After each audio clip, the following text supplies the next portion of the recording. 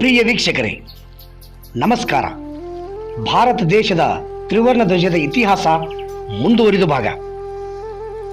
ವೀಕ್ಷಕರೇ, ಧ್ವಜದ ಬಿಳಿಯ ಒಡಲಲ್ಲಿ ನೀಲ ವರ್ಣದಲ್ಲಿರುವ ಚಕ್ರಕ್ಕೆ 24 ಅರಗಳು.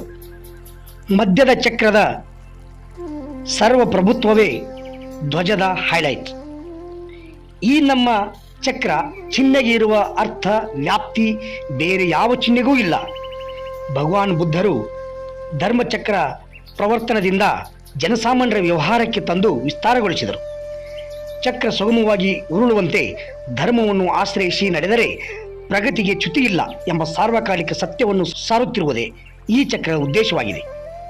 ಅದರಲ್ಲೂ ಈ ಚಕ್ರವನ್ನು ಸಾರಾನಾಥದ ಅಶೋಕ ಚಕ್ರವೆಂದು ಕರೆದಿರುವುದರಿಂದ ಇದರ ಅರ್ಥ ಇನ್ನಷ್ಟು ವಿಸ್ತಾರಗೊಂಡು ಧ್ವಜದ ಉನ್ನತಿ ಮಹೋನ್ನತಿಯಾಗಿದೆ.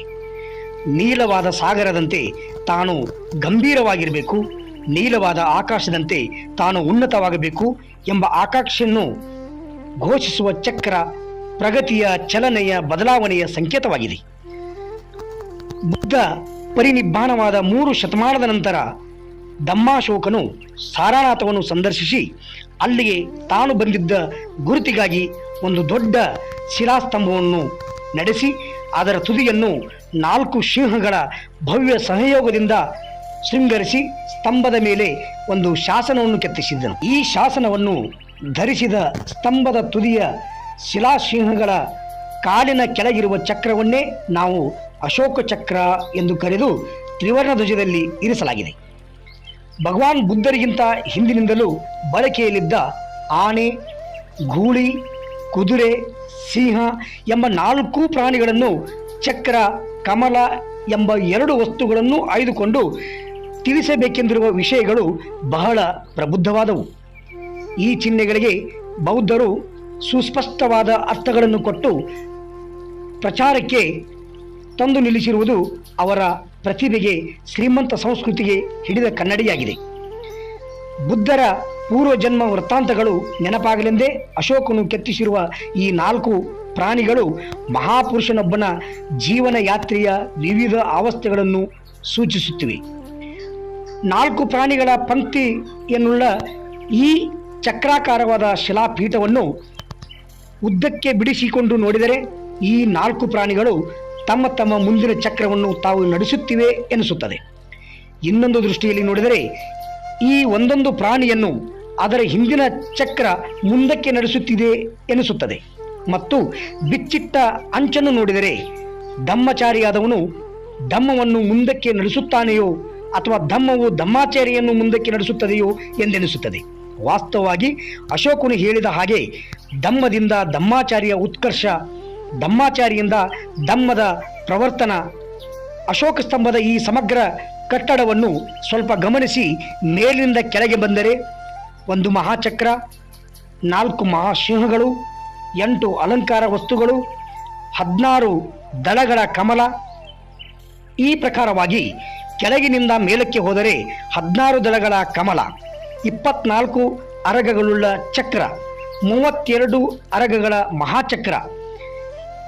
ಈ ಬೌದ್ಧ ಶಿಲ್ಪದಲ್ಲಿನ ಒಂದೊಂದು ಸಂಖ್ಯೆಯು ಒಂದೊಂದು ಖಚಿತವಾದ ಭಾವ ಸಾಹಚರ್ಯವನ್ನು ಪಡೆದುಕೊಂಡಿದೆ. 1 ಎಂಬುದು ಏಕಮೇವ ಅದ್ವಿತೀಯ ಎನಿಸಿದ ನಿರ್ವಾಣ. ನಿರ್ವಾಣವೆಂಬುದು ದುಃಖವಿಲ್ಲದ ಸ್ಥಿತಿ, ಅವಸ್ಥೆ. 4 ಎಂಬುದು ಭಗವಾನ್ ಬುದ್ಧರು ತಮ್ಮ ಪ್ರಥಮ ಧಮ್ಮಚಕ್ರ ಪ್ರವರ್ತನದಲ್ಲಿ ಸಾರಿದ 4 ಸತ್ಯಗಳು. ಲೋಕದಲ್ಲಿ ದುಃಖ ಉಂಟು, ಈ ದುಃಖಕ್ಕೆ ಕಾರಣ ಉಂಟು. ಕಾರಣವನ್ನು ಕಳೆದರೆ ದುಃಖವು ಅಳಿಯುತ್ತದೆ. ಕಾರಣವನ್ನು ಕಳೆಯುವುದಕ್ಕೆ ಅಷ್ಟಾಂಗ ಮಾರ್ಗ ಪಾಲಿಸಿ ಎಂಬುದೇ ಇದರ ಅರ್ಥ. 8 ಎಂಬುದು ಮೇಲಿನ ಸತ್ಯಗಳಲ್ಲಿ 4ನೇದಾದ ದುಃಖ ನಿವಾರಣೆಯ ಅಷ್ಟಾಂಗ ಮಾರ್ಗ. ಮನಸ್ಸು, ಮಾತು, ಮೈಗಳೆಂಬ ತ್ರಿಕರಣಗಳಿಂದಲೂ ಧಮ್ಮವನ್ನು ಆಚರಿಸುವುದು ಹೇಗೆ ಎಂಬುದನ್ನು ಇದು 8ಆಗಿ ಒಡೆದು ತೋರಿಸುತ್ತದೆ. 16 ಎಂಬುದು ಬುದ್ಧರ ಕಾಲದಲ್ಲಿ ಭಾರತದಲ್ಲಿದ್ದ 16 ಮಹಾಜನಪದಗಳು ಬುದ್ಧರು ಆಗಿನ ಕಾಲದಲ್ಲಿದ್ದ 16 ಮಹಾಜನಪದಗಳಾಗಿ ಅವುಗಳ ಮೂಲಕ ಸಕಲ ಲೋಕಕ್ಕಾಗಿ ತಮ್ಮ ಧಮ್ಮಚಕ್ರವನ್ನು ಪ್ರವರ್ತನ ಮಾಡಿದರು. 24 ಎಂಬುದು ಕಾಲಗಣನೆಗೆ ಮಾನವಾದ 24 ಪಕ್ಷಗಳು. ಧಮ್ಮವನ್ನು ಆಚರಿಸುವವನು ಸದಾ ಅಪ್ರಮತ್ತನಾಗಿರಬೇಕು, ಎಚ್ಚೆತ್ತಿರಬೇಕು ಎಂಬುದನ್ನು ಕಾಲಚಕ್ರ ಸದಾ ಜ್ಞಾಪಿಸುತ್ತದೆ. ಧಮ್ಮವನ್ನು ಆಚರಿಸುವವನು ಒಂದು ಪಕ್ಷದಲ್ಲಿ ಚಂದ್ರನು ತುಂಬುತ್ತಾ ಬರುವಂತೆ, ಇನ್ನೊಂದು ಪಕ್ಷದಲ್ಲಿ ತೇಯುತ್ತಾ ಹೋಗುವಂತೆ, ತನಗೆ ಸುಖ ಬರಲಿ ದುಃಖ ಇರಲಿ, ಲಾಭವಾಗಲಿ ನಷ್ಟವಾಗಲಿ, ಸ್ತುತಿ ಬರಲಿ ನಿಂದನೆ ಬರಲಿ, ಏನೇ ಏರಿಳಿತಗಳು ಸಂಭವಿಸಿದರೂ ಸದಾ ತಾಪಿಯಾಗಿ, ಸದಾ ಪರಾಕ್ರಮಿಯಾಗಿ, ಸದಾ ಕಾರ್ಯತತ್ಪರನಾಗಿ ಇರಬೇಕು ಎಂಬುದನ್ನು ಈ ಧಮ್ಮಚಕ್ರ ಸದಾ ಜ್ಞಾಪಿಸುತ್ತಿರುತ್ತದೆ. 32 ಎಂಬುದು ಮಹಾಪುರುಷರ 32 ಮಹಾಪುರುಷ ಲಕ್ಷಣಗಳೆಂದು ಬೌದ್ಧ ಗ್ರಂಥಗಳು ಹೇಳುತ್ತವೆ. ದುಃಖವಿಲ್ಲದೆ ಅಶೋಕವಾದ ಸ್ಥಿತಿಯನ್ನು ಪಡೆಯಬೇಕಾದರೆ ಇರುವ ದುಃಖದ ಸ್ವರೂಪವನ್ನು ತಿಳಿಯಬೇಕು. ಆ ದುಃಖಕ್ಕೆ ಕಾರಣವೇನೆಂಬುದನ್ನು ಕಾಣಬೇಕು. ಆ ಕಾರಣವನ್ನು ಕಳೆಯಬಲ್ಲೆನೆಂದು ನಂಬಬೇಕು. ಕಡೆಗೆ ಕರ್ತವ್ಯವೇನು ಅದನ್ನು ತಿಳಿದು ಅದಕ್ಕಾಗಿ ಕಾಯ ವಾಚ ಮನಸ ದುಡಿಯಬೇಕು. ಈ ದುಡಿಮೆಯಲ್ಲಿ ಒಂದು ಕ್ಷಣವಾದರೂ ಎಚ್ಚರ ತಪ್ಪಬಾರದು, ಒಂದು ಕ್ಷಣವಾದರೂ ಉತ್ಸಾಹ ಕುಗ್ಗಬಾರದು. ಇದು ಅಶೋಕ ಶಿಲಾಸ್ತಂಭದ ಸಿಂಹ ಶೀರ್ಷವು ಸಾರುತ್ತಿರುವ ಮಹಾ ಸಂದೇಶ. ಈಗ ಧಮ್ಮಚಕ್ರದ ಪರಿವಾರದ ಬಗ್ಗೆ ಸಂಕ್ಷಿಪ್ತ ಪರಿಚಯ ಮಾಡಿಕೊಳ್ಳೋಣ. ಕ್ರಿಸ್ತಶಕ 3ನೇ ಶತಮಾನದಲ್ಲಿ ಅಶೋಕನು ನಡೆಸಿದ ಶಿಲಾಶಾಸನಗಳು ಶಾಕ್ಯ ಮುನಿಗಳನ್ನು ಅನೇಕ ರೀತಿ ವರ್ಣಿಸುತ್ತವೆ. ಚಕ್ರ, ಸಿಂಹ, ಗೂಳಿ, ಅನೇಕ ಕುದುರೆಗಳಿಗೆ ಬೌದ್ಧರು ಅಪಾರ ಪ್ರಾಶಸ್ತ್ಯ ಕೊಟ್ಟಿದ್ದಾರೆ.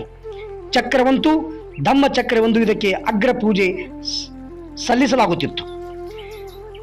ಬುದ್ಧರನ್ನು ನೋಡಲು ಬಂದ ಅನೇಕ ಜ್ಞಾನಿಗಳು ಸರ್ವಸತ್ವಗಳಲ್ಲಿ ಉತ್ತಮನಾದ, ಪದ್ಗಲಗಳಲ್ಲಿ ಅಗ್ರನಾದ, ನರವೃಷಭನಾದ, ಸರ್ವ ಪ್ರಜೆಗಳಲ್ಲಿ ಉತ್ತಮವಾದ, ಅವನು ಮೃಗಾಧಿಪತಿಯಾದ ಬಲವಾನ್ ಸಿಂಹದಂತೆ ಧ್ವನಿ ಮಾಡುತ್ತಾ ಚಕ್ರವನ್ನು ವರ್ತಿಸುತ್ತಾನೆ.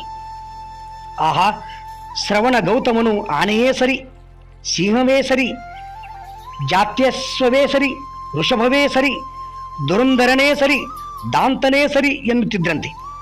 ಜಾತಕಗಳಲ್ಲಿ ಈ 4 ಪ್ರಾಣಿಗಳ ಕೆಲವು ವಿಶೇಷ ಗುಣಗಳನ್ನು ಬೌದ್ಧ ಗ್ರಂಥಗಳು ಮೇಲಿಂದ ಮೇಲೆ ಕೊಂಡಾಡಿವೆ.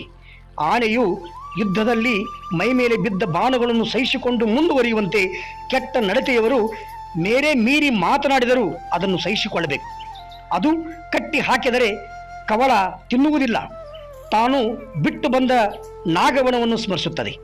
ಕೆಸರಿನಲ್ಲಿ ಹೂತು ಹೋದ ಆನೆ ತನ್ನ ಪ್ರಯತ್ನದಿಂದಲೇ ಮೇಲೆದ್ದು ಬರುವಂತೆ ನೀನೇ ನಿನ್ನನ್ನು ಉದ್ಧರಿಸಿಕೊಳ್ಳಬೇಕು. ಕಾಡಿನಲ್ಲಿ ಸಲಗ ಹೇಗೋ ಹಾಗೆ ಮುಂದೆ ನಡೆ. ನಡೆದಾಡುವ ಪ್ರಾಣಿಗಳು ಯಾವುವುಂಟೋ ಆ ಎಲ್ಲದರ ಹೆಜ್ಜೆ ಗುರುತುಗಳು ಆನೆಯ ಹೆಜ್ಜೆ ಗುರುತಿನಲ್ಲಿ ಅಡಕವಾಗಿರುತ್ತವೆ.